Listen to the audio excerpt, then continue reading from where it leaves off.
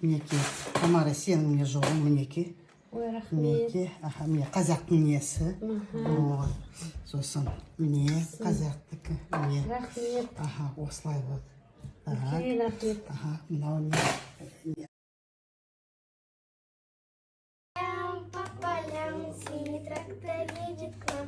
У него в прицепе кто-то песенку поет. Давай, давай, попробуй отгадай. Кто же?